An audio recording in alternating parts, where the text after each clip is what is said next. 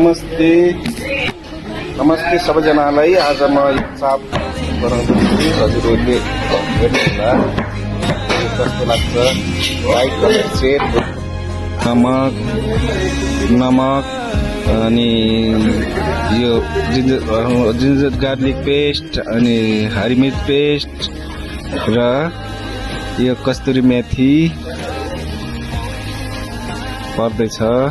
काली मिर्च हाम्रो पर्दैछ है साथीहरू। त्यसपछि इलायची पाउडर अनि काजु